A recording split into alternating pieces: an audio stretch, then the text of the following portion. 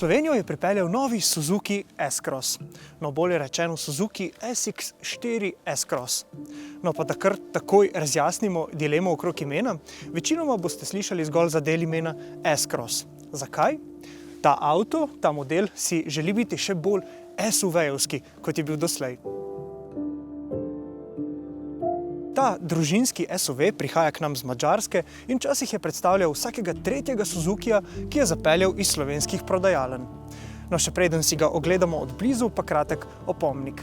Naročite se na naš YouTube kanal in ostanite na tekočem z vsemi najnovejšimi vsebinami iz sveta avtomobilnosti.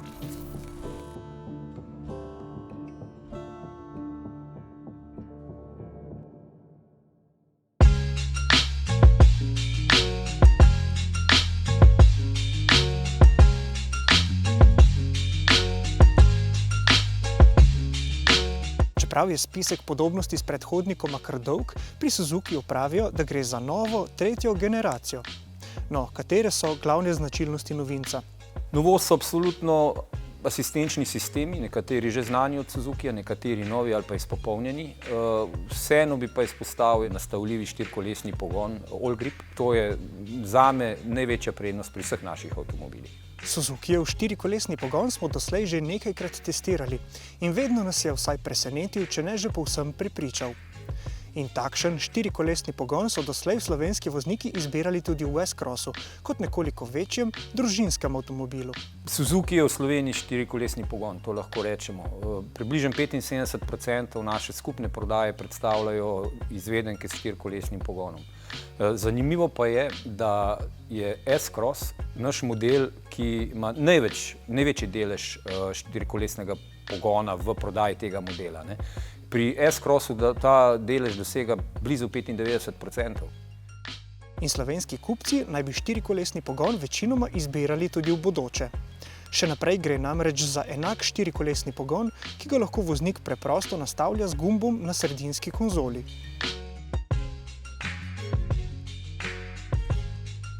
Za začetek bo na voljo le ena pogonska izbira. 1,4 litrski turbobencinski štirivaljnik v kombinaciji s 6-stopenjskim ročnim ali samodejnim menjalnikom ter dodatkom blage hibridne tehnologije. A tako ne bo ostalo prav dolgo. Avti, ki jih zdaj prodajamo, ki so že prišli na trg, so z blagim hibridnim pogonom. Od približno polovice naslednjega leta bo pa S-Cross dobil pravi hibridni pogon, ki bo imel tudi nov motor, bo 1,5 litrski motor, atmosferski, in pa močnejša baterija, ki je pa oboje, pa je Suzukijeva tehnologija, so naši tehniki razvili oziroma naši inženirji. V notranjosti glavno novost predstavlja večji osrednji zaslon, ki zdaj ponuja tudi možnost brezžične povezave s sistemom Apple CarPlay. No, tu sta tudi novo oblazinjenje sedežev ter bolj na otip prijazna armatura. Še bolj opazne pa so razlike pri zunanji podobi. Z novo masko želi biti S-Cross bolj glomazen. Tu so novi, zelo vpadljivi žarometi, ki zdaj izključno svetijo v LED tehnologiji. Pokrov motorja je dvignen, boki so široki, preoblikovan pa je tudi zadek. Vse to vsledi zasledovanja SUV karakterja. To je načrtno. SUV se še vedno dobro prodajajo in zato smo mi želeli, da je naš novi S-Cross še bolj SUV-evski, kot je bil prejšnji. No, bomo videli, kako priljubljeni in aktualni bodo SUV-ji v bodoče. Vsekakor pa so aktualni naši testi Suzukijevih modelov Swift, Vitara in Across, ki lahko predstavljajo vaš naslednji klik.